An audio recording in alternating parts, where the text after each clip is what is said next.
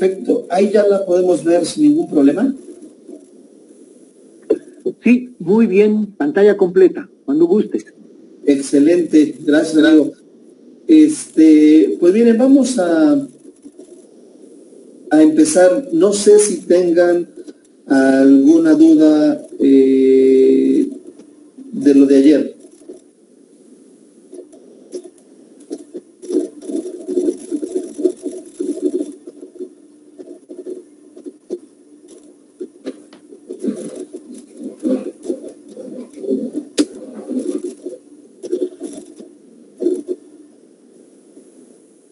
Ok. Nada más para que nos vayamos otra vez empapando de lo que decíamos el día de ayer. Pues es algo repetitivo, pero creo que vale la pena estarlo recordando, porque ese es el secreto para muchas cosas.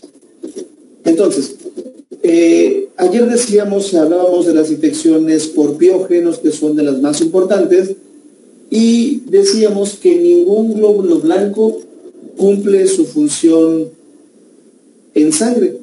Únicamente la ocupan como medio de transporte para llegar a las zonas de infección. Ojo. Y que un paciente puede tener infección teniendo leucos altos, leucos normales o leucos bajos, todo esto dependiendo de el tiempo de evolución de la misma. Y siempre que tengamos una elevación de glóbulos blancos, pues siempre es importante que ustedes se refieran a qué tipo de glóbulo blanco es el que existe un mayor predominio, porque de eso se asociará el tipo de infección en el paciente.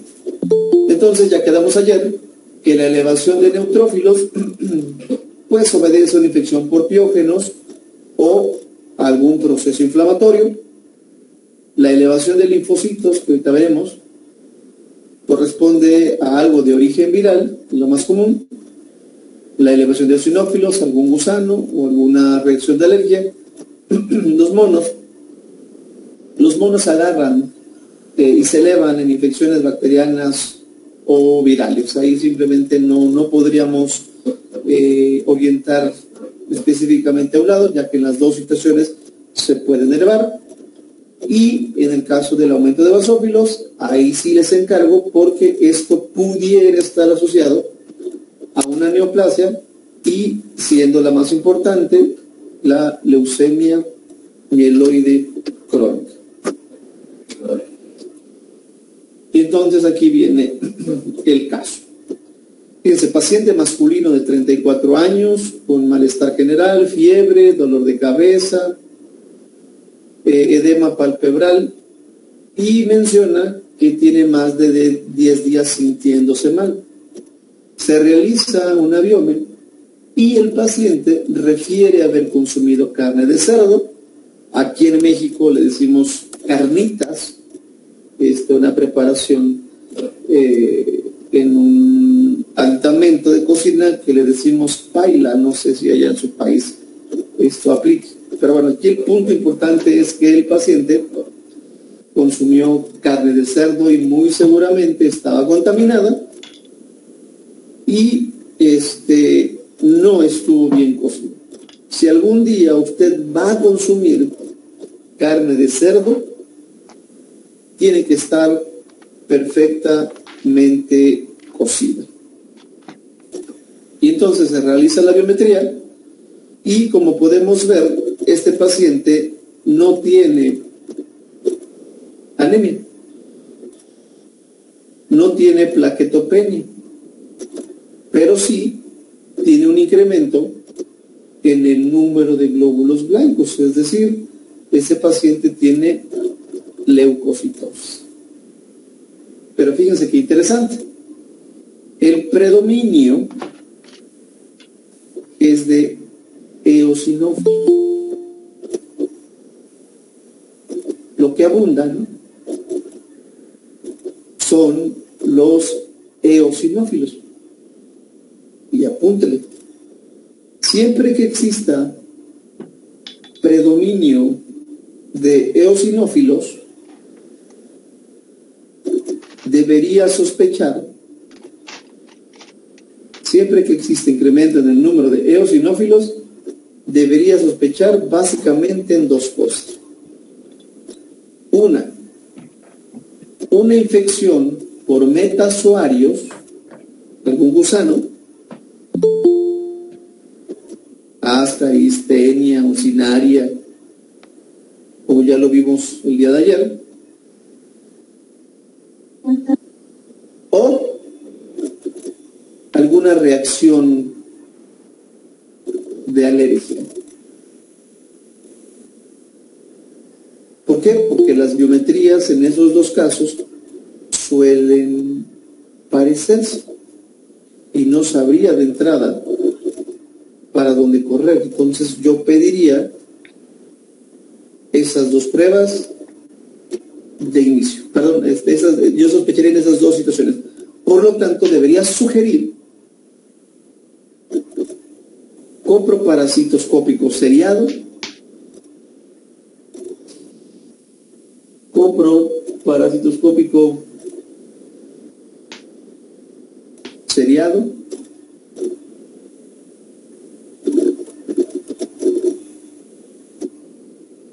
y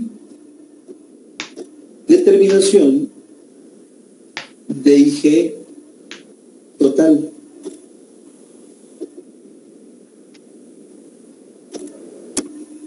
IgE total. Si la IgE total sale elevada, entonces yo sospecharía que el paciente tiene una reacción alérgica. ¿A qué? A eso sí, quién sabe. Para eso, como siempre lo hemos mencionado desde que empezamos con estas cosas, hay que tener clínica. Siempre hay que tener clínica. Seguramente a usted alguna vez le han preguntado si no es alérgico a algo. Y algunos de ustedes, si es alérgico a algo, ya lo saben. Pero muchos otros a lo mejor no lo sabemos y sin embargo su respuesta es no. ¿Es alérgico a algo? No. Aguas. Aguas. La respuesta correcta es responder que yo sepa, no. Hasta ahorita lo que yo he consumido, con lo que yo he estado en contacto, no me ha causado ninguna reacción de alergia. Porque mucha gente, o más bien toda la gente, sabe que es alérgico a algo hasta que no se lo unta, hasta que no se lo traga, se lo come, pues. ¿Cómo supieron que eran alérgicos a eso? Pues hasta que estuve en contacto con él. Antes ni siquiera me hubiera imaginado. Hay pacientes que son alérgicos a los medicamentos y suelen tener reacciones muy severas. ¿Cómo lo saben? Hasta que están en contacto con él. No hay otra manera de poder saberlo. No hay otra manera de poder saber. Entonces, si ustedes tienen un paciente con un predominio de eosinófilos, entonces lo que tendría que pensar es en algún gusano o en alguna alergia. Ya con la clínica podría ser, lo que pasa que me di cuenta que soy alérgico al polvo, a la caspa del perro, al polen, al huevo, a la leche, a los ácaros. Y entonces resulta que estos pacientes, pues como parte de la reacción alérgica, pues tienen escurrimiento nasal, le lloran los ojos, se enronchan, que esas son situaciones, vamos a decirlo así, like, ¿no? Algo ligero, like. Pero la verdadera bronca es cuando la reacción es intensa y se obstruye por inflamación la vía respiratoria. Y ahí se puede morir la gente. Entonces, apúntele, a partir de hoy, debo traer conmigo, a partir de hoy, debo traer conmigo algún antihistamínico.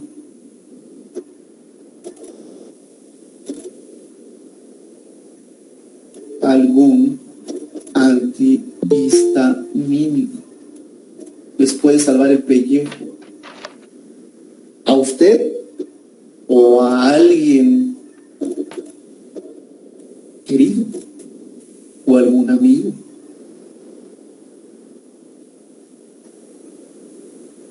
Ya les dije, el hecho de que se enronchen, esa es la menos de sus broncas, que le chillen los ojos, eso no es nada. Que les curran nariz, eso no es nada. La bronca está cuando se obstruye la vía respiratoria. Les pueden ahogar. Y si no están cerca de un hospital, puede ser de consecuencias fatales. En cambio, si usted trae en su bolsita algún antihistamínico, pues al menos seguramente le dará tiempo de llegar y que la atiendan debidamente. ¿Qué es lo que sucede en esos pacientes con alergias? Esos alergenos, se llaman así, que puede ser alguna parte del huevo, el polvo, el polen, la caspa, ácaros, etcétera, etcétera, etcétera, reacciona tridimensionalmente con la inmunoglobulina E. Es decir, la estructura de esta inmunoglobulina reconoce a estos alergenos y ese complejo de alergeno con inmunoglobulinas se deposita en la membrana de los basófilos, en la membrana de las células cebadas, que a final de cuentas son primas hermanas entre ellas, favoreciendo que estas células se degranulen. Y al degranularse, quiere decir que van a liberar su contenido. Por lo tanto, la histamina es un vasodilatador. Por lo tanto, se va a salir líquido a los tejidos produciéndose una inflamación. Si la cantidad de líquido que sale a un tejido es muy importante, lo que va a pasar es que va a disminuir la presión sanguínea. Por lo tanto, el paciente va a caer en shock y se puede morir. Fíjense. Entonces, es algo que quiero que empiecen a tomar en consideración. Y cuando ustedes van al microscopio, bueno, pues aquí se ve claramente que son eosinófilos, gránulos naranjas,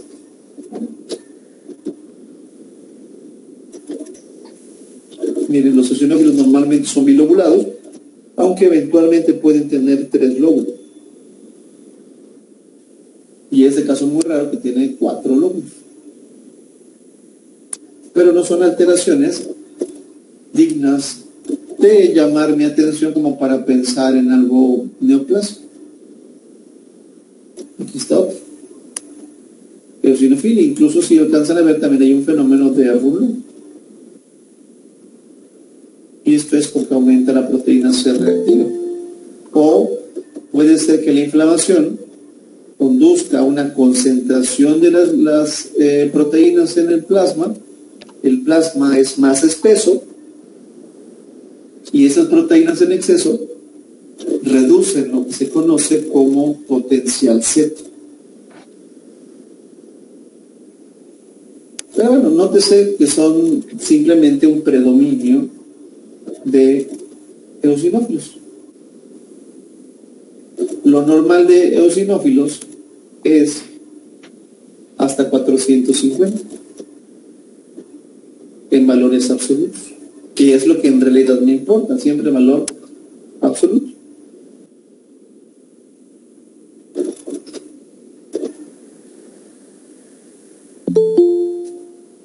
¿Cómo se lo vamos a decir al doctor?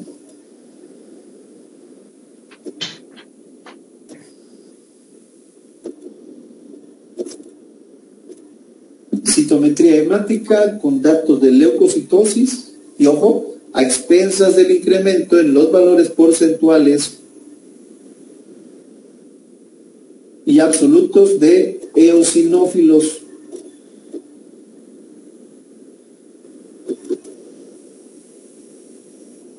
Que en este caso, como el paciente tenía un antecedente de consumo de carne de cerdo, pues una prueba muy prudente serían los anticuerpos para triquinela.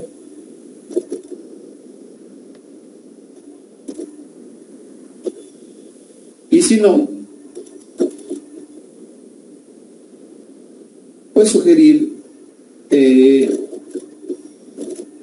coproparasitoscópico seriado y la determinación de IG. Es importante que ustedes digan que hay muchos leucos y lo que predomina son los eosinófilos. ¿Para qué? Para empezar a orientar a los amigos doctores.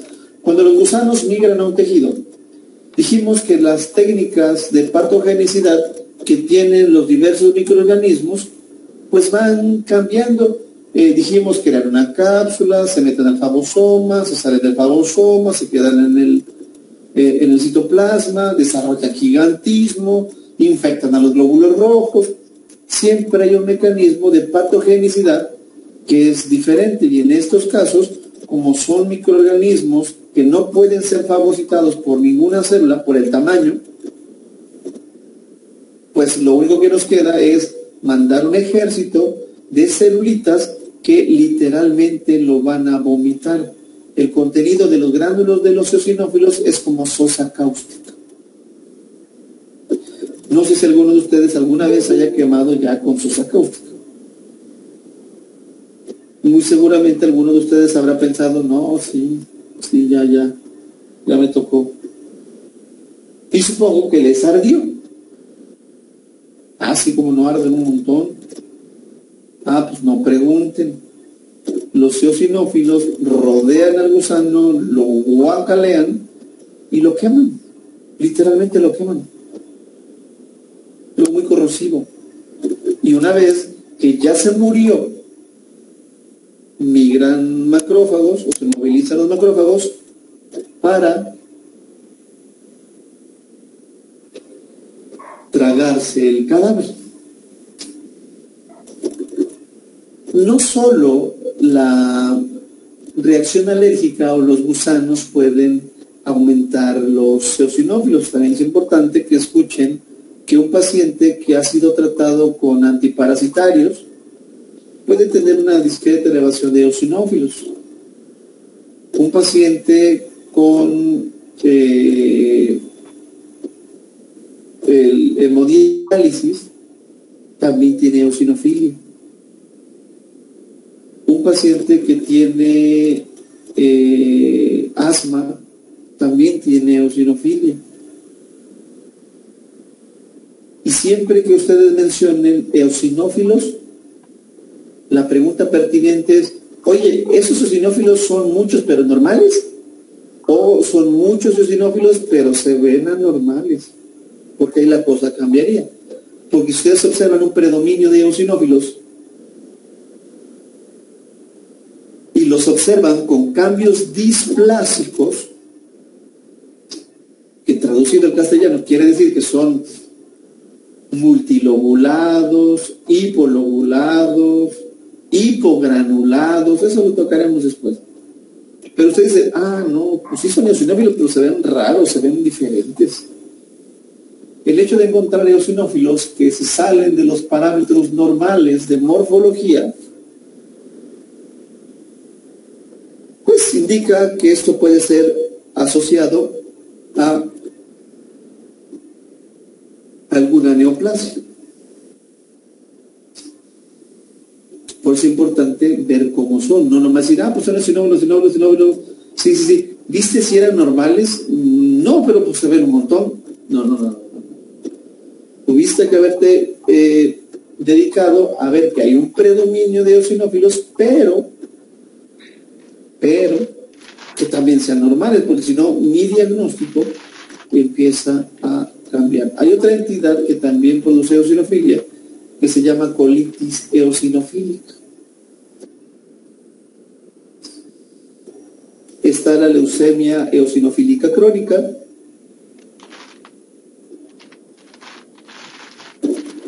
el síndrome hipereosinofílico, o incluso que no sepa por qué hay eosinofilia.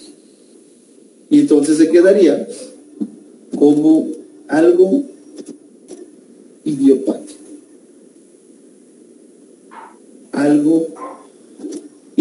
Entonces, pues es importante tener la mayor parte de los estudios para complementar. Siguiente situación de infección.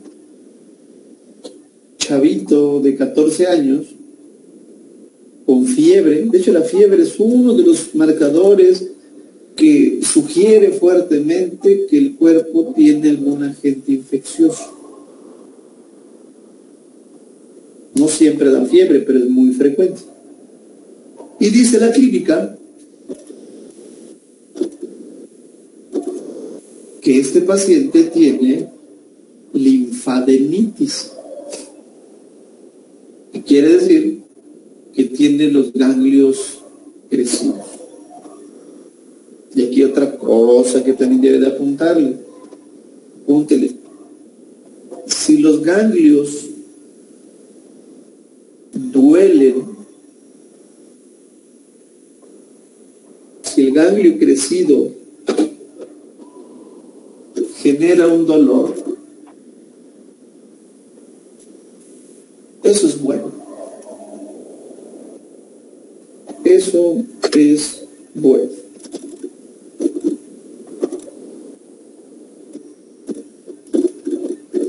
¿Por qué? Porque pensaría que ese crecimiento se debe a algún agente patógeno.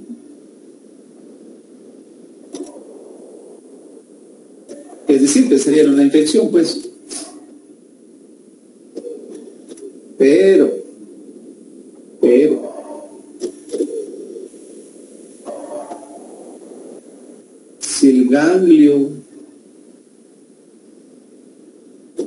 si el ganglio crecido no duele,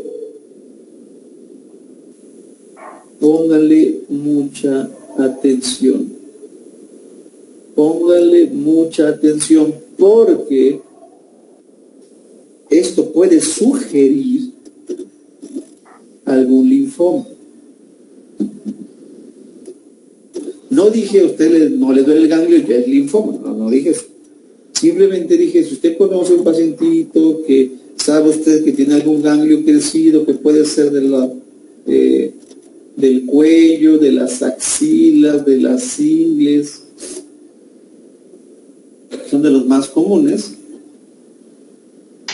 entonces eso podría ser un linfoma. ¿Qué hay que hacer? Hacer una biopsia del ganglio para que se mande a patología. Seguramente el histotecnólogo o el mismísimo doctor va a embeber esa pieza quirúrgica, ese ganglio, en un moldecito de parafina para después pasarlo a un aparato que funciona como si fuera la máquina para cortar jamón. Algo así. Y la máquina de cortar jamón, pues el señor que la maneja va regulando el grosor del corte de jamón. No pregunten, Cuando se estudian los tejidos, se hace un corte muy fino del tejido u órgano afectado. Y después se coloca en una laminilla, y se le hacen varias tinciones.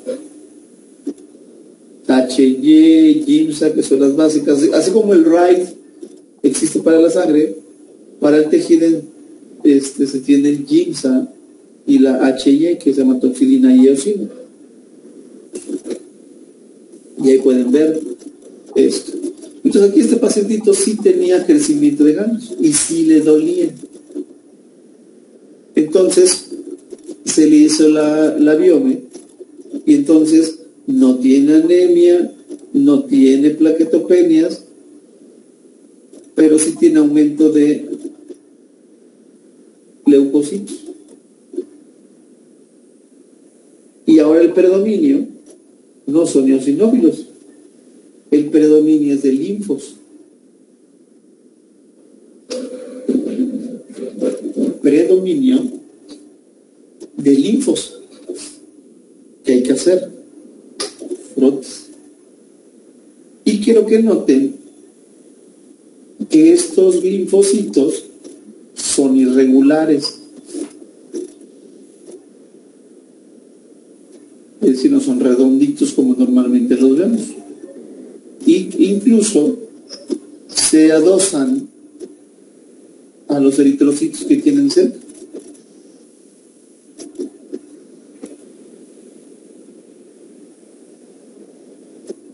Miren. Esta es la morfología de los linfocitos, que sea más claro, que llamamos linfocitos activados o linfocitos T maduros o linfocitos reactivos, que también se les conoce como atípicos, virocitos, armados. Pero bueno, si usted quiere ocupar una nomenclatura más propia, serían linfocitos activados o linfocitos reactivos, o incluso linfocitos T maduros, que incluso pueden llegar a tener nucleolo. Y aquí hay otro dato que también tienen que considerar. Apúntele.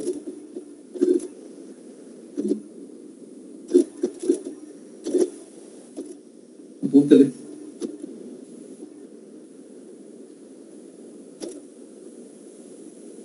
La presencia de nucleolos,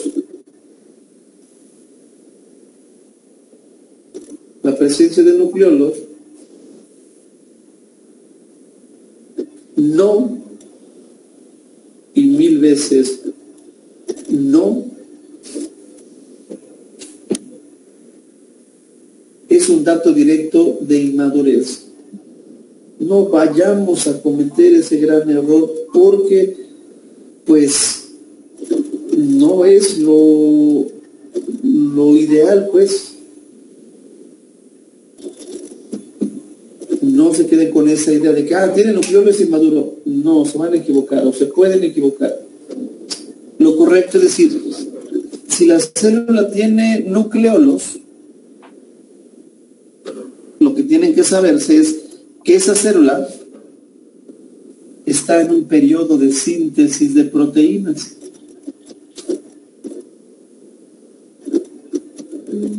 En un periodo de síntesis de proteínas. Que si bien es cierto, un blasto lo puede tener, también una célula con un grado de maduración mayor. Porque en ambas situaciones las células podrían estar sintetizando proteínas. Los nucleolos, apúntele, son la fábrica de ribosomas.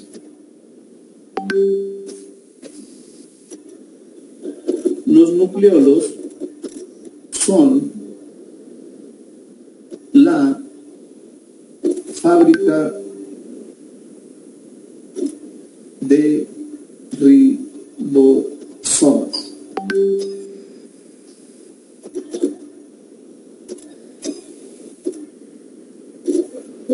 Y los ribosomas, pues son donde se producen las proteínas.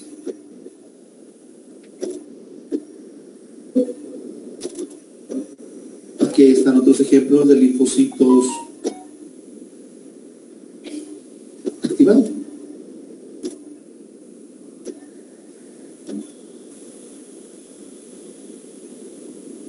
Vuelvo a hacer notar que los linfocitos se adosan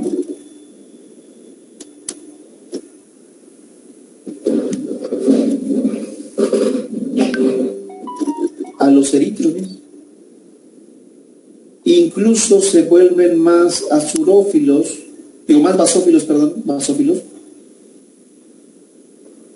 en la zona donde se están pegando los eritrocitos.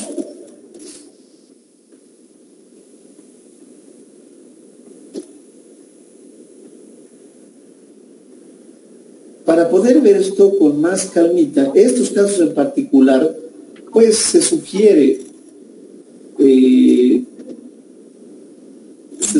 que se revise en el objetivo de 40.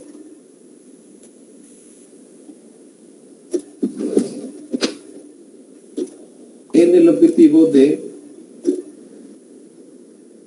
40. ¿Por qué? Porque en el objetivo de 40 tengo una mayor zona de revisión y entonces sí puedo ver que cuando yo muevo el frotis, sí se ve un número llamativo de linfocitos con esta morfología.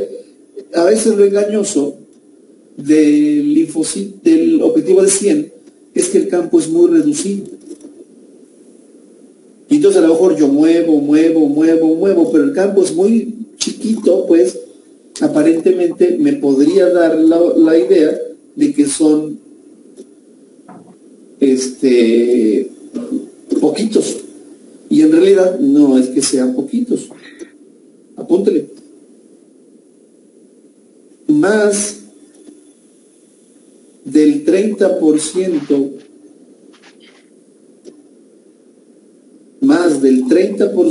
de linfocitos con estas características,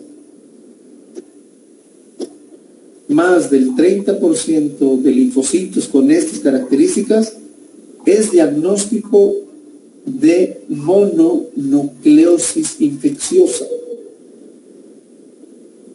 Mononucleosis infecciosa.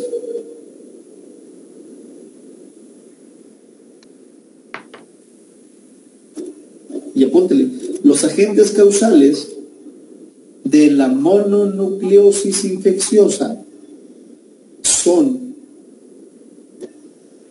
Epstein-Barr,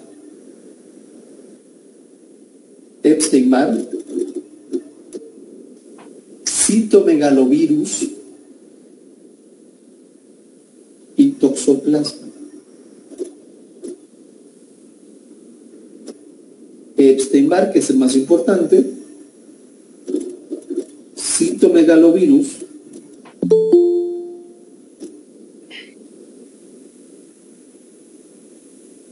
y toxoplasma.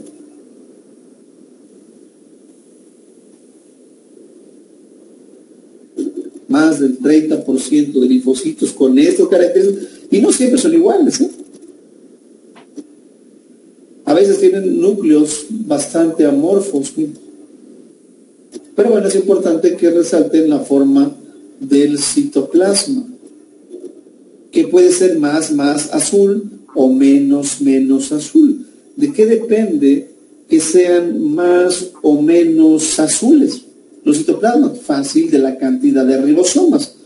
A más ribosomas, más azul. Y imágenes como estas son las que ustedes van a encontrar en nuestro atlas, que ahora ya es su atlas. Miren.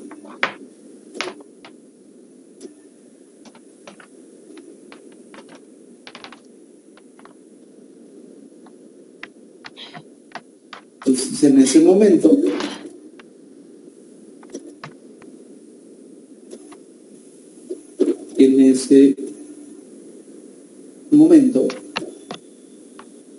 yo diría, este paciente tiene mononucleosis infecciosa con más del 30% de esta, ojo. ¿Qué necesito pedirle al doctor? Epstein-Barr y un torcho. Perfil de torcho, que es un perfil en donde se incluyen anticuerpos para toxoplasma, citomegalovirus y rubeola. Pero bueno, ahí van dos de los importantes, toxoplasma y rubeola. Entonces yo le voy a decir al doctor, ¿sabe qué, mi doc? El paciente tiene citometría hemática con datos de leucocitosis a expensas del incremento en los valores porcentuales y absolutos de linfocitos. A la revisión microscópica se observan de moderados a abundantes linfocitos activados, lo cual es sugerente de una probable mononucleosis infecciosa. Se sugiere realizar anticuerpos anti-Epstein-Barr y o un perfil de TORCH.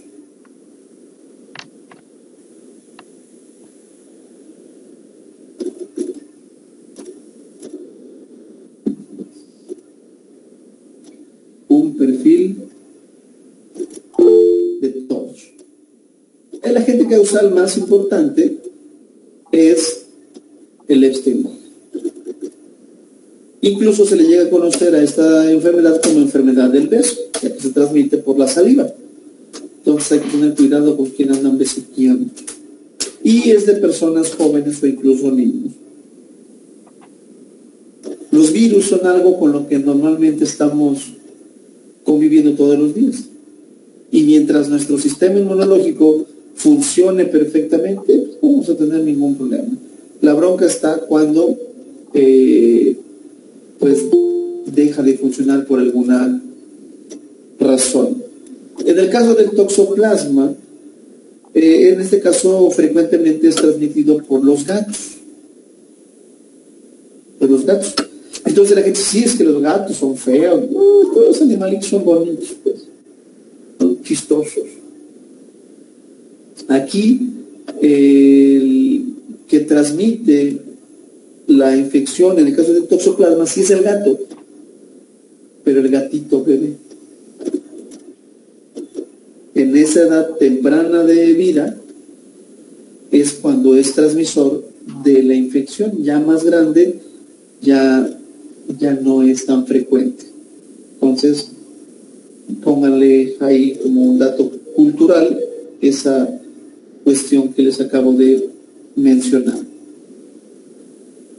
Ahora, entender por qué se forman este tipo de linfocitos es interesante. Entonces, igual, como siempre se los he tratado de pedir, porfa, mis queridos amigos, necesito que alguien pueda contestarme lo que les voy a preguntar. Y son varios o todos varios, si no, pues con uno la hacemos. Fíjense lo que voy a preguntar.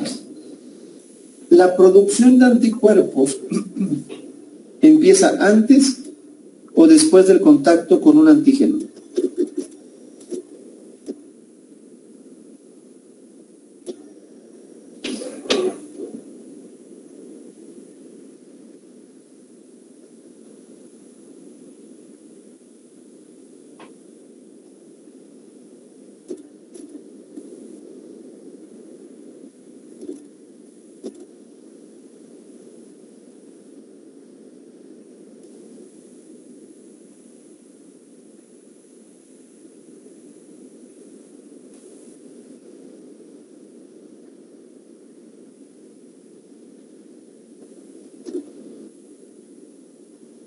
La producción de anticuerpos empieza antes o después del contacto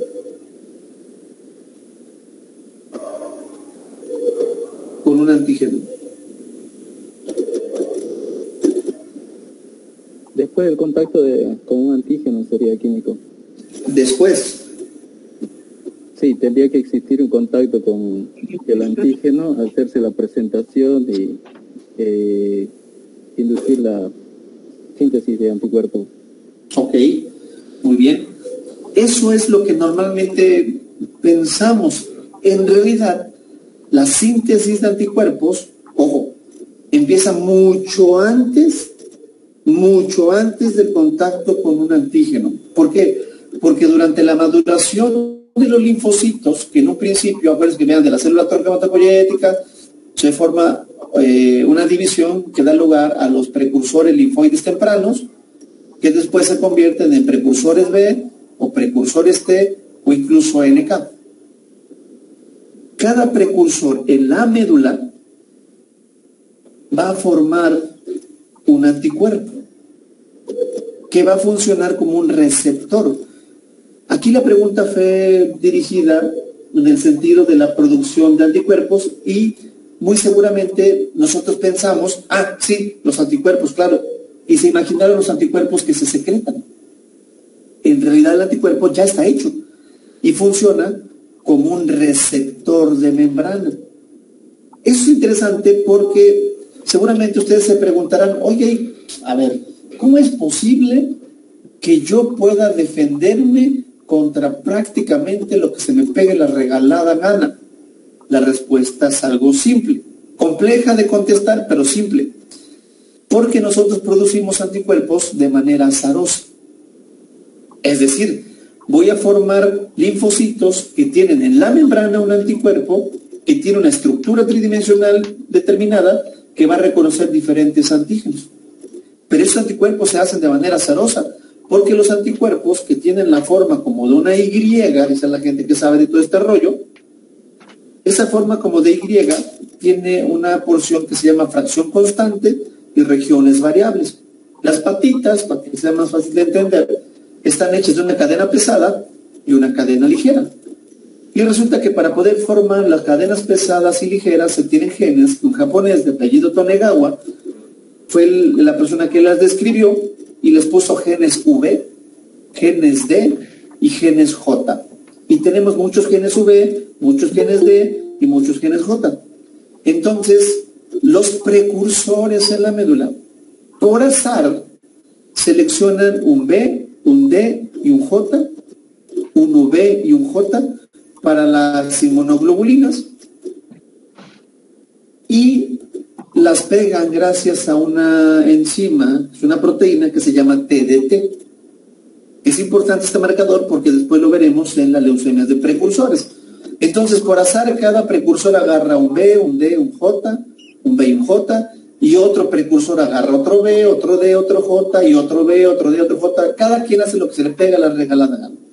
Por lo tanto, lo que va a dar lugar es a la expresión de un anticuerpo que funciona como un receptor que pega en la membrana al linfocito B y que antes de que salgan esos linfocitos B de la médula a la sangre, se prueban con los antígenos propios.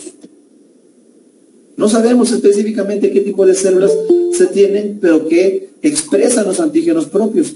Entonces los linfocitos, antes de salir de la médula a la sangre, prueban su inmunoglobulina y si esta inmunoglobulina, si este anticuerpo reconoce lo propio, se activa la apoptosis.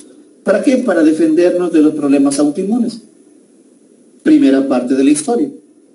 En la mismísima médula también se empiezan a formar los precursores T. Nada más que los precursores T no se quedan en la médula. Se mueven hacia el timo para seguir su proceso de maduración. Por eso se llaman T, de timo. Los B no se llaman B de vaso, se llaman B de bone, de hueso, de médula. Entonces el precursor T no tiene o no produce un anticuerpo que pega en la membrana. Lo que produce es otra proteína que se llama receptor de células T. Receptor de células T, y también está determinado por genes V y genes J. Son diferentes, pero este japonés les puso por analogía el mismo nombre. Entonces este precursor, igual por azar, selecciona un B, selecciona un J, los pega por acción de la TDT, y lo que expresa en la membrana, ojo, lo que expresa en la membrana es el receptor de células T. Es una proteína que, como su nombre le indica, es un receptor cuya estructura tridimensional, ojo, debe ser embonable con las moléculas de histocompatibilidad que ayer platicábamos. Y ayer dije, si el receptor de células T, estructuralmente hablando, es complementario a una molécula de clase 1, ese linfocito T se convierte en un CD8. Y su función es matar. En cambio, si el receptor de células T reconoce las moléculas de clase 2, ojo, entonces se convierte en un CD4. Y entonces su función, obviamente, no va a ser matar. Su función va a ser activar. Primera prueba que tienen que pasar los linfocitos T: reconocer las moléculas de clase 1 o las moléculas de clase 2. Si su receptor de células T no reconoce ni las moléculas de clase 1 ni las moléculas de clase 2, entonces no va a servir y se activa la apoptosis, porque es una célula destinada a no tener una funcionalidad. Primera prueba. Segunda prueba. Ese receptor de células T también tiene la capacidad de reconocer antígenos. Pero obviamente tampoco tiene que reconocer mis propios antígenos. Entonces, en el timo, las células epiteliales del timo expresan los antígenos propios. Entonces, este precursor T, con su receptor de células T, pues se prueba para ver si reconoce antígenos propios. En el momento que reconociera algún antígeno propio, se mueren.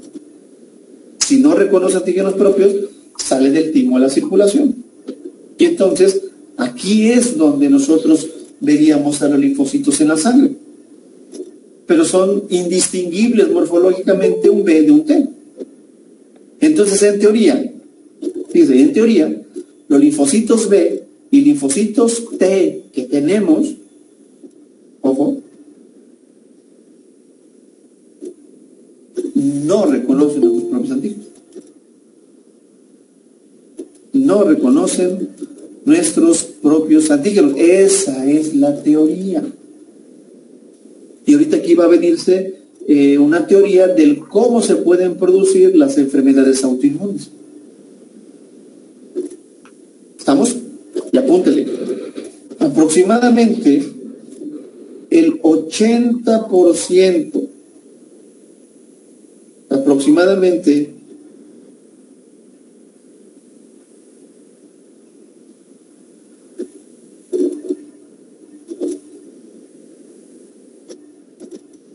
el 80% de los linfocitos, aproximadamente el 80% de los linfocitos que tenemos en sangre son T. 80 son T, 15 son B y el 5% restante citotóxicos junto con las NK.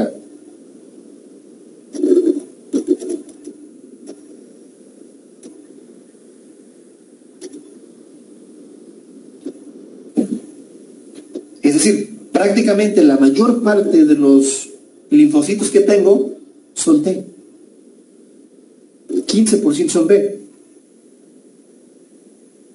Entonces uno podría pensar, uy, pues tenemos bien poquitos B, ¿no?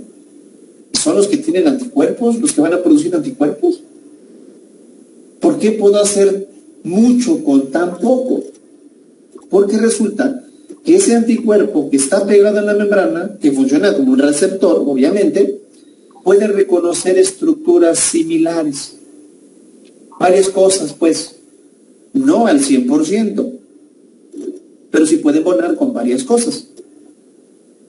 Y entonces resulta que estos linfocitos B, cuando se ponen en contacto con un antígeno, esa unión del linfocito con antígeno, que por cierto se da en los ganglios, ojo, en los ganglios, o en los centros de presentación antigénica, induce que ese linfocito se divida y forme una clona de linfocitos. Y todos son igualitos, nada más que ahora son más. Por eso en las infecciones los ganglios crecen y obviamente eso es por divisiones celulares. Y entonces esos linfocitos que se formaron porque uno de ellos reconoció con su anticuerpo un antígeno, y la lógica es, si yo linfocito con mi anticuerpo pegado en la membrana reconozco un antígeno, quiere decir que ese antígeno es ajeno, es extraño, porque si fuera propio yo no existiría, ¿estamos de acuerdo? Entonces se empiezan a dividir y se forma una clona nueva de linfocitos donde todos son igualitos. Y entonces hay de dos sopas. Hay unos linfocitos que llamamos B1 y otros que llamamos B2. Los linfocitos B1, cuando se ponen en contacto con el antígeno, lo único que van a hacer es, ahora el anticuerpo que ya tenían pegado en la membrana, ahora lo van a empezar a sintetizar y lo van a empezar a secretar. Pero dije que no es un anticuerpo específico contra algo. Entonces, ¿cómo es posible que yo pueda tener una protección con este tipo de anticuerpos si no son específicos? Fácil. Porque cambiamos la fuerza bruta por falta de afinidad. Cambiamos la fuerza bruta por falta de afinidad. Entonces lo que se hace es que este tipo de linfocitos va a pegar 5 anticuerpos en uno. Y entonces el anticuerpo que se forma son los que conocemos como IgMs, que son pentaméricas. A eso me refiero con que cambiamos la fuerza bruta por falta de afinidad. Oiga, pero no es específica. No, pero el montón, porque tiene varias zonas de agarre, varias zonas de reconocimiento, y eso ayuda. Por eso, cuando ustedes quieren determinar la presencia de una infección en la fase más temprana o en la fase aguda, lo que buscamos son IgMs. Oye, pero no son las específicas. No, pero son las primeras que se producen. Entonces, tal vez una herramienta que me sirve para diagnóstico temprano de lo que usted quiera. Y la célula que las produce se llama célula linfocito plasmocitoide, o también ya llamadas células plasmáticas productoras de IgM. Pero usted es el linfocito plasmocitoide, todo, ¿vale? Y producen IgMs. ¿Para qué me sirven estas inmunoglobulinas? Para detener o contener el proceso infeccioso. Mientras empiezo a pulir el mejor anticuerpo. Empiezo a pulir el mejor anticuerpo. Y entonces resulta que hay otros linfocitos que se llaman linfocitos B2, y estos linfocitos B2 lo que van a hacer es que el anticuerpo que tienen pegado en la membrana, ojo,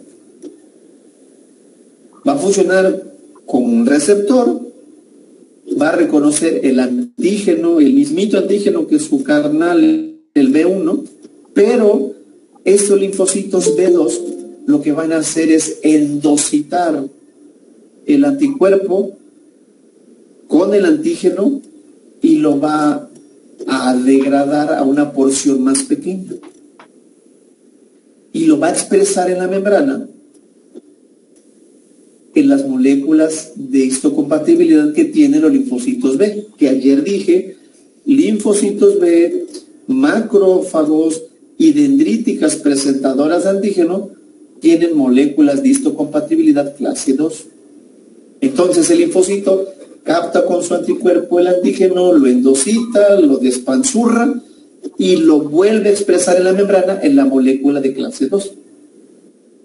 Y entonces esto es con la idea de que ese linfocito B con la molécula de clase 2 en la membrana, con el péptido, que es un pedacito del antígeno, sea reconocido por un T.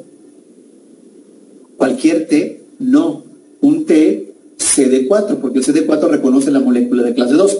Y dijimos que los receptores de células T también reconocen antígenos.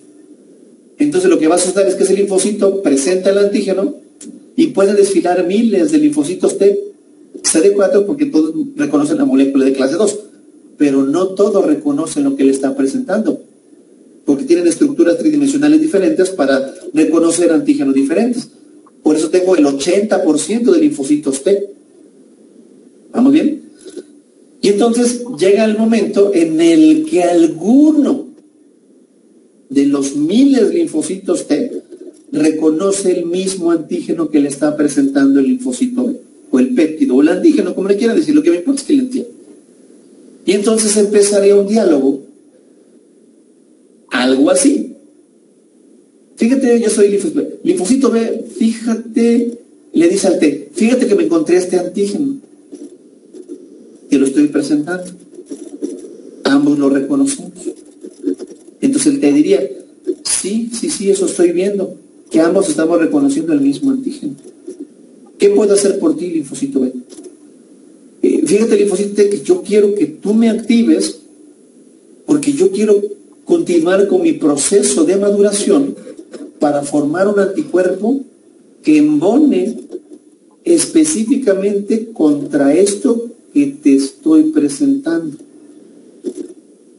El linfocito T le contestaría, sí te voy a activar, pero necesito que me demuestres que lo que tú me estás presentando no es propio. Porque si lo que tú me estás presentando fuera propio y yo te activo, te vas a convertir en una célula plasmática, que es la etapa terminal de maduración, productora de anticuerpos específicos contra algo. Y ahí está el origen de las enfermedades autoinmunes. Entonces el linfocito B dice, no me cae que esto que te presento no es propio. A ver, demuéstramelo. Ok. Yo, linfocito B, existo. Si esto fuera propio, pues yo no existiría. ¿Qué dice el T? Tiene razón. ¿Qué dice el B? Actívame. ¿Qué dice el T? Nel. No. ¿Por qué no? Porque no sea la mala pata que tú, durante tu proceso de maduración, no te hayas muerto. Es un mecanismo de control para no desarrollar enfermedades autoinmunes. No, demuéstrame que esto es extraño, confírmamelo, reafírmamelo. Entonces el B le diría, ok, tú, linfocito T, también existes. Si esto fuera propio, tú tampoco deberías de existir.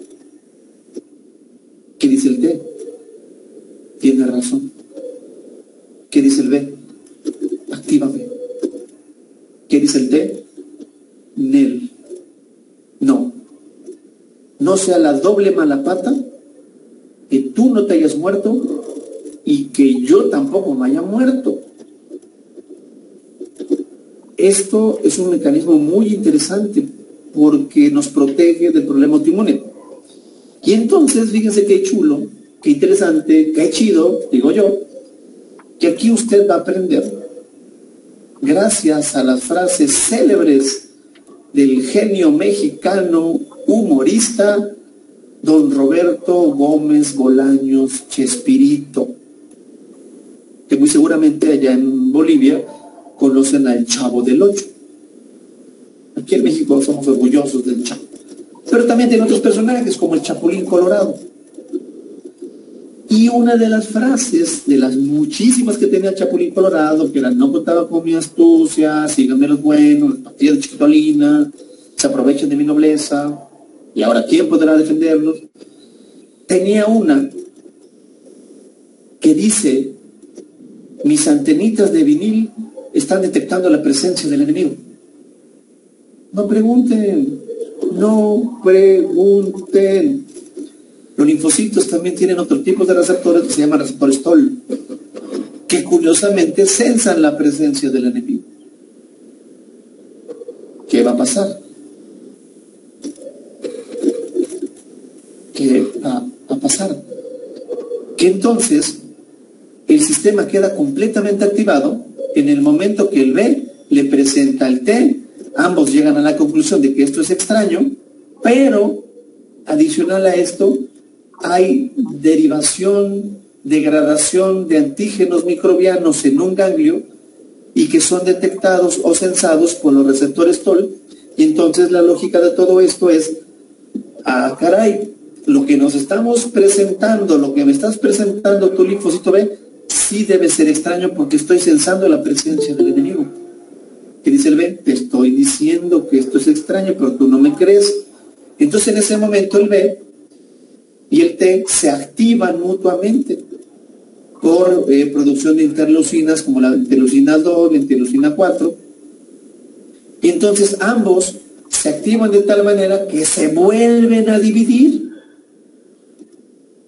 Y entonces el linfocito B, cuando hay una segunda división, se convierte en una etapa que se llama centroblasto, que va a empezar a hacer un fenómeno que se llama hipermutación somática, que quiere decir que el anticuerpo que ya tiene pegado en la membrana lo va a empezar a cambiar, va a hacer mutaciones, pues se llama hipermutación somática, para que cuando lo haga se convierta en centrocito, que se prueba para ver si su anticuerpo es mejor o no. Si no es mejor, se muere. Pero si es mejor y embona específicamente contra lo que queremos, se convierte en inmunoblasto para después célula plasmática y va a producir anticuerpos específicos contra él. Fíjense qué interesante. Todo esto sucede en el ganglio. Y desde el ganglio las células plasmáticas producen inmunoglobulinas de tipo IgG que son específicas contra algo. En cambio, el linfocito T, lo que va a hacer cuando se activan, los T se dividen y eso sí pueden salir a la circulación. Y son ellos. Se llaman linfocitos activados. Que tienen la función de viajar y llegar a otro ganglio para que si en otro ganglio está sucediendo lo mismito que les acabo de decir, se potencia la reacción. Fíjense qué interesante. Ahora, ¿qué pasa en los problemas autoinmunes? Ya para terminar nuestra plática, mis queridos amigos, que es lo que tenía planeado para hoy. Que el sistema falla. Seguramente las personitas que desafortunadamente desarrollan un problema autoinmune, anemia hemolítica autoinmune, púrpura trombocitopédica autoinmune, anemia megaloblástica por anticuerpos antifactor intrínseco, lupus, artritis, lo que ustedes quieran, seguramente ese grupo de personitas desafortunadamente tienen linfocitos B y linfocitos T reactivos. Reactivos en el sentido de que van a reconocer antígenos propios. Y fíjense, el detonante, y aquí ya con eso termino, el detonante de las enfermedades autoinmunes son las infecciones. Son las infecciones. Yo puedo tener un linfocito B reactivo y un T reactivo que se encuentran en un determinado momento, pero si en ese momento no hay una infección, el sistema no se activa. ¿Qué pasa? Se separan. Y andan circulando. ¿Pero otro día se pueden encontrar? Claro. ¿En otro ganglio? Simón. Pero si en ese momento no hay infección, nada. Entonces hay que prepararnos a partir de esta pandemia para que el número, muy seguramente, de problemas autoinmunes se aumente. ¿Por qué? Por lo crónico de esta infección, por el tiempo que llevamos ya con esta situación de la pandemia. Entonces, mis queridos amigos, tenían que saber esto para entender por qué hay estas morfologías. Porque estas células están en un periodo de síntesis de proteínas, que son interleucinas, y por eso se ven de un color más intenso, más basófilo. Esto es la evidencia de que hubo una activación de linfocitos B y linfocitos T en un ganglio. Por divisiones celulares, los ganglios crecen y generan dolor. Estos pacientes que tienen mononucleosis infecciosa tienen ganglios crecidos que les duelen. Y esto hasta cierto punto, obviamente, es bueno. Entonces, mis queridos amigos, no sé si tengan alguna preguntita por ahí.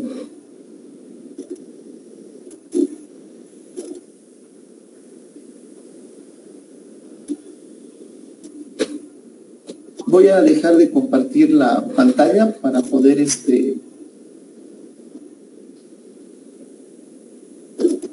ver si hay alguna pregunta en el chat, si le quieren hacer por ahí.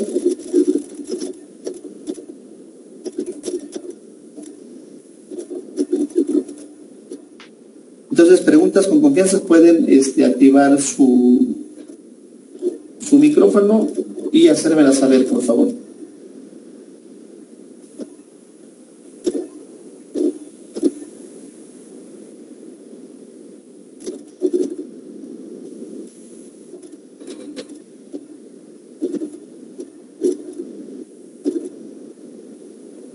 Ok, aquí tenemos ya algunas preguntas. Dice, para el reporte de linfocitos reactivos activados, la forma correcta del reporte. Me explicando, ok, entonces lo que va a suceder es que cuando ustedes quieran reportarlo, pueden sacarlo en porcentaje y decir, de los linfocitos totales observados, el 10% son activados. Y esto puede corresponder a cualquier cosa, una infección viral que cualquier persona debe tener. Aquí lo interesante es que si tenemos más del 30% de linfocitos, ahí le va a poner usted de moderados a abundantes, incluso puede poner entre paréntesis 30, 40, 50% de linfocitos activados y decir que esto es compatible con una mononucleosis infecciosa, pero simplemente es fácil contar 100 linfocitos y ver cuáles son redonditos y cuáles son los que tienen esta morfología. Sí, aquí Mariela Daza nos comenta que si puedo repetir lo que sucede con las enfermedades autoinmunes. La teoría es que esas personas que tienen problemas autoinmunes, lo que va a suceder es que muy seguramente tienen clonas de linfocitos B y clonas de linfocitos T que reconocen nuestros propios antígenos, que por alguna razón evadieron el proceso de muerte celular programada al momento de que reconocen los propios antígenos. Entonces, ¿qué es lo que sucede cuando se suscita un cuadro infeccioso? Que si convergen linfocito B, linfocitos T, que reconocen el mismo antígeno, más una infección, el sistema se activa y en el momento de que el sistema se activa, te llamabas Marta. Porque entonces el sistema va a quedar con la información de que debe de producir, a como dé lugar, una clona de linfocitos capaces de hacer un anticuerpo específico contra ese antígeno. Y si ese antígeno es propio, híjole, las complicaciones son importantes, porque entonces el sistema va a atacar con anticuerpos específicos nuestras propias proteínas o nuestros propios antígenos. Por eso, entre menos nos enfermemos, pues menos echamos a andar la maquinaria inmunológica y obviamente esto se va a traducir a que vamos a tener unas menores posibilidades de desarrollar algún problema autoinmune. Si ustedes son muy observadores, se van a dar cuenta que si usted le pregunta a un pacientito que ya sabe que tiene una enfermedad autoinmune, pues, híjole, el detonante es una infección.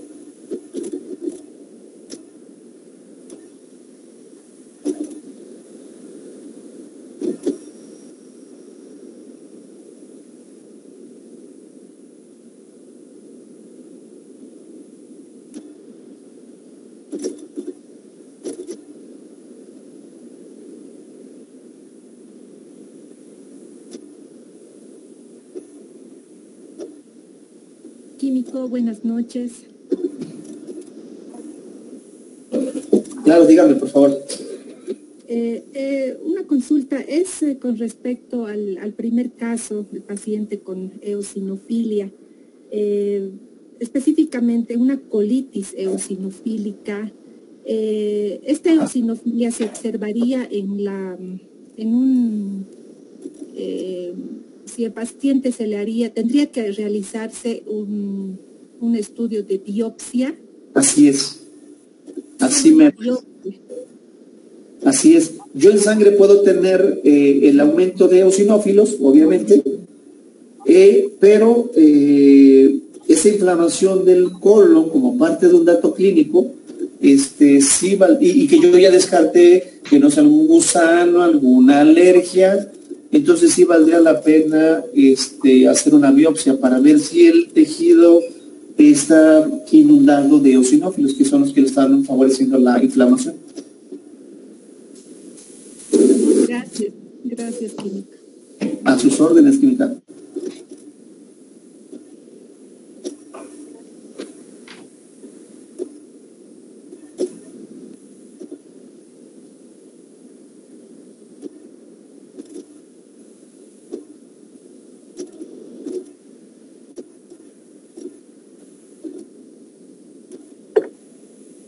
Químico Manuel, tienes dos preguntas en el chat de Mariela Eliana Daza, Edson Flores y acaba de ingresar Janet Romero.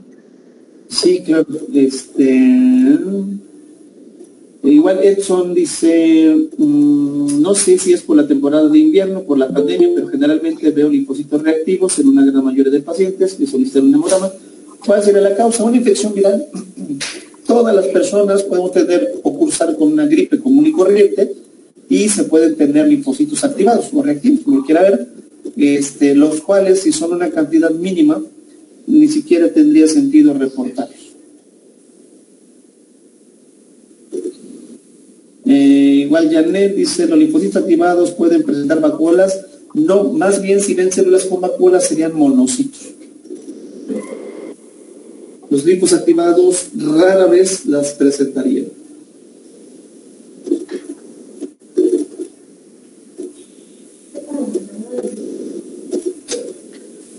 Buenas noches, Químico Manuel. Una consultita.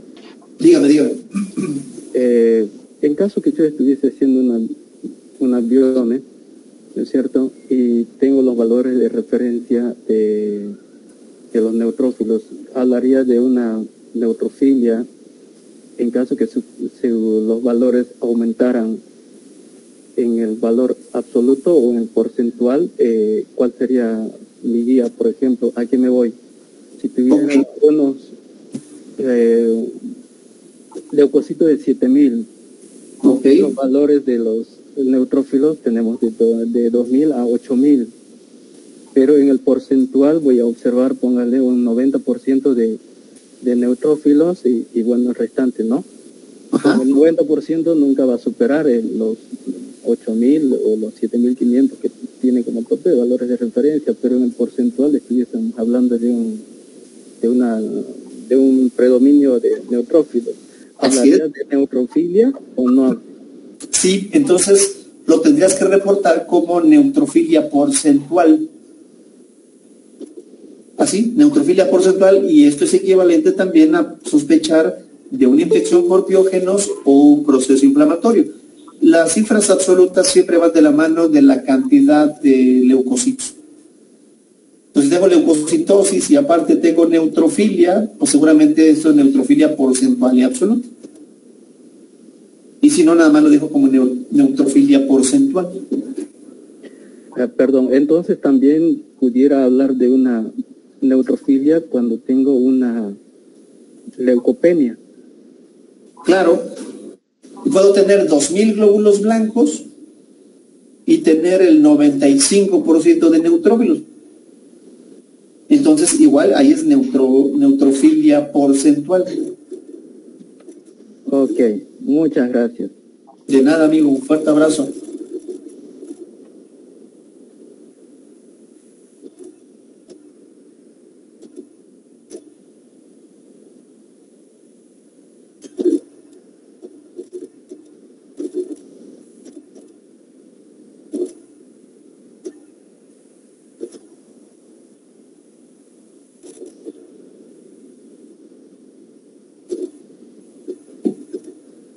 otra preguntita, mis queridos amigos?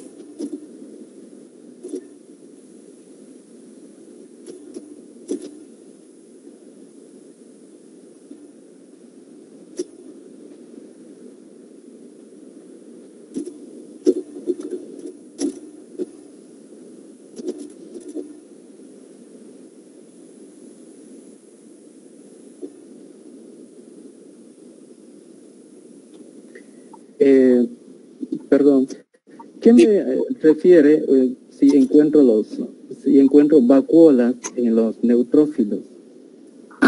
Si encontramos vacuolas en los neutrófilos, esto quiere decir que hubo un aumento importante en la producción de interleucina 1 por parte de los macrófagos en un tejido, y esto implicaría que la infección es mucho más severa. Es decir, yo puedo tener neutrófilos aumentados pero sin vacuolas, es infección. Pero yo tengo neutrófilos aumentados con vacuolas, entonces la cosa es más grave. Al igual si encontráramos las granulaciones azurófilas en los neutrófilos. Es decir, son puntos que sugieren que la infección es de mayor severidad. Muchas gracias. De nada, de nada.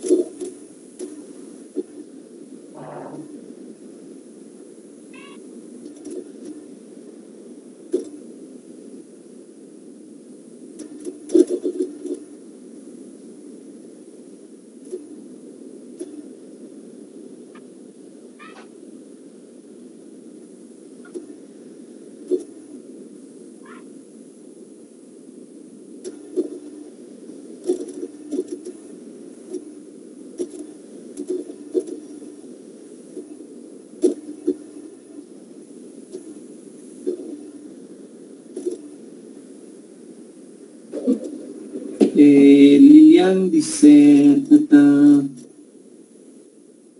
¿es posible encontrar en neutrófilos bastones de Auer o son otro tipo de incrustaciones y en qué patologías? En los procesos infecciosos muy severos se pudieran llegar a encontrar bastones de Auer o en aquellos neutrófilos que son provenientes de una leucemia promielocítica aguda. En esas situaciones serían las posibilidades donde los pudiéramos llegar a encontrar.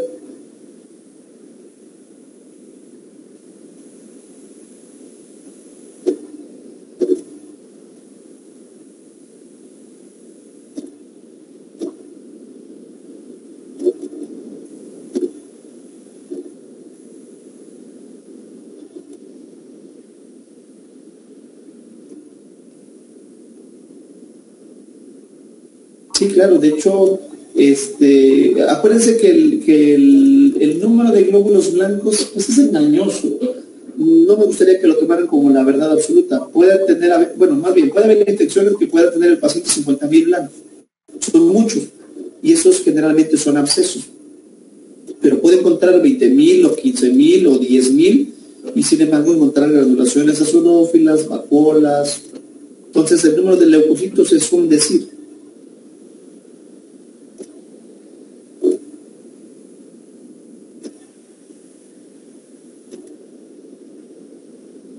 De nada, química, suéltame.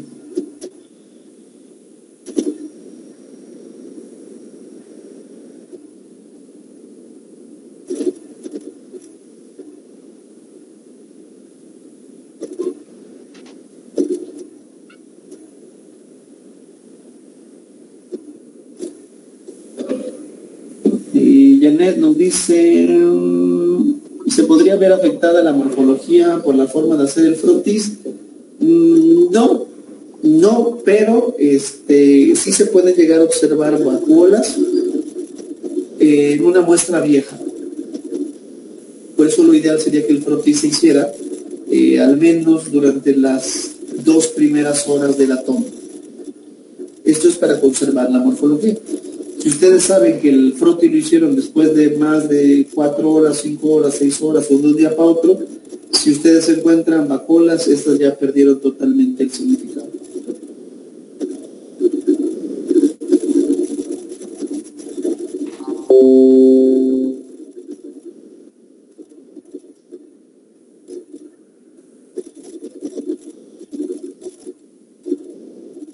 De nada, Quinta.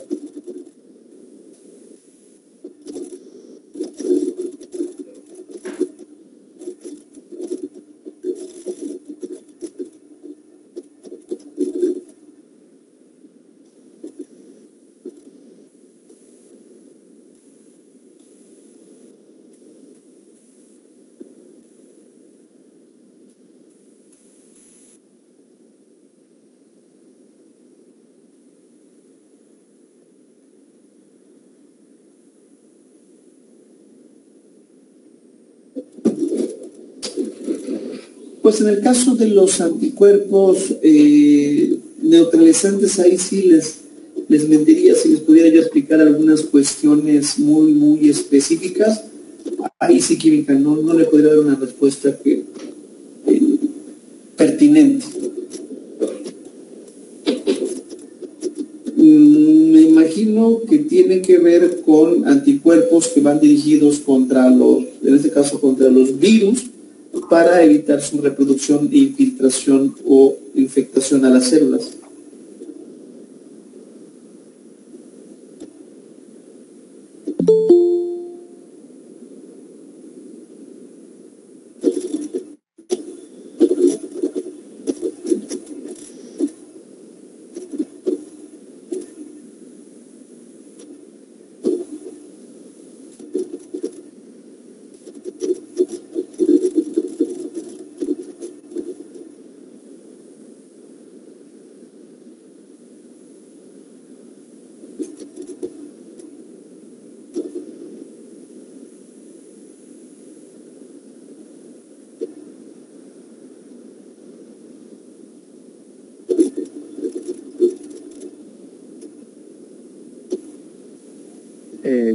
Químico, una otra consulta.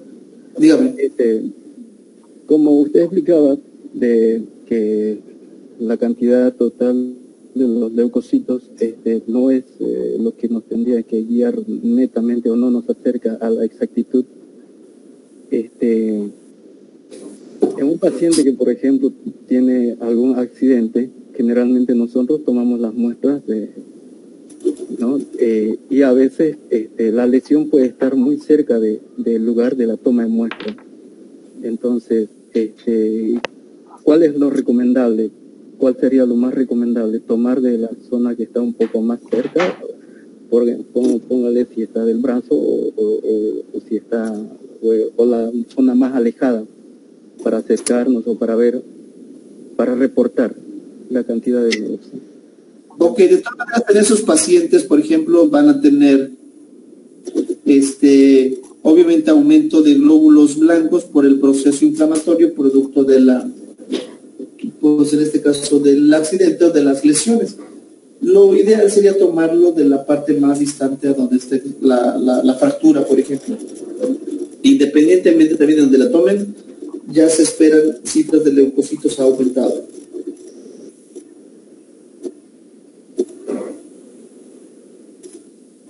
Ok.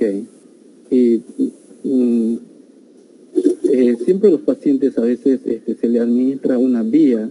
A veces el paciente llega primero a emergencias y lo primero es administrarle vía, ¿no? ¿Cuánto tiempo debemos esperar para tomarle la muestra o no importaría tomarle la muestra en ese mismo momento? ¿La administran qué, perdón? no sé, alguna solución, a veces la solución, Ya. alguna solución, digamos. Sí, o sea, bueno, aquí en México le decimos, le ponen suero, ¿no? Incluso esa parte es importante para que no lo tomen de donde le están poniendo el suero, sino del otro lado, del otro lado se hace la toma.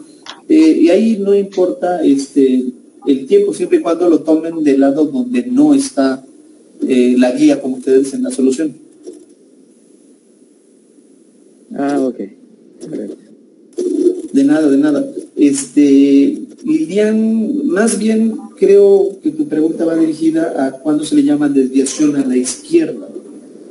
Se le llama desviación a la izquierda cuando se empiezan a notar que las células tienen un menor índice de lobularidad, que los núcleos son menos complejos, pues. Y esto puede ser asociado a un proceso infeccioso severo donde se pueden encontrar células con un grado de maduración menor, como mielos, metas, bandas, que son menos complejas en cuanto al núcleo. Eso se le llama desviación de la izquierda. Desviación de la derecha, pues sería lo contrario, tener muchos más neutrófilos, por ejemplo. En cuanto al recuento celular, la sangre venosa o arterial es exactamente lo mismo. La diferencia radica si se hiciera una gasometría, ahí sí, son cosas completamente diferentes.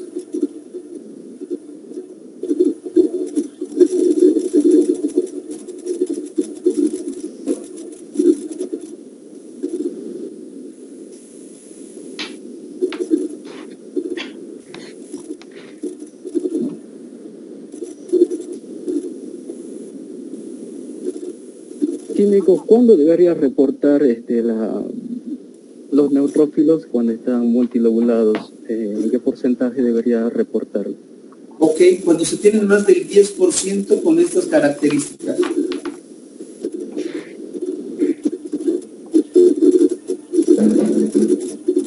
¿Y qué referiría la presencia de estos neutrófilos? Lo más importante, por ejemplo, es que el paciente pueda tener una infección, que sea lo primero que tiene que descartar.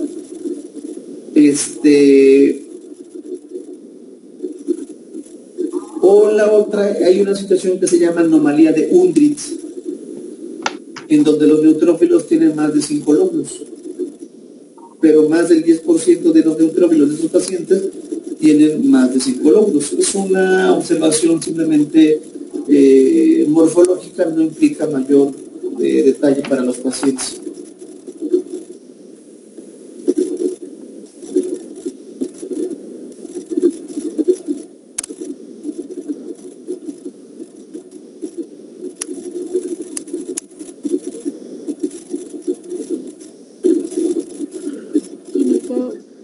Disculpe una consulta.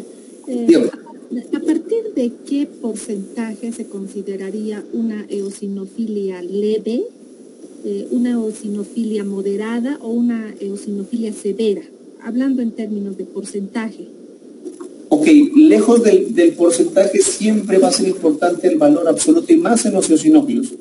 Lo normal es hasta 450, entonces si nosotros tuviéramos de 450 a 1000, esto sería algo moderado. Más de 1000 ya para fines prácticos se considera pues una elevación mucho más importante. Y, por ejemplo, si son 450, 500, 550, eso es prácticamente mínimo. Está bien, gracias. Sí,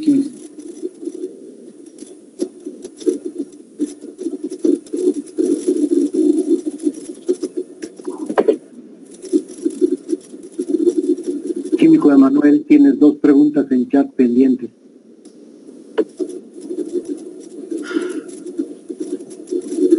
Ese ya se contestaron, amigo.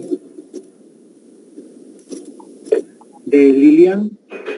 Ajá, de la desviación a la derecha, ¿no? Excelente.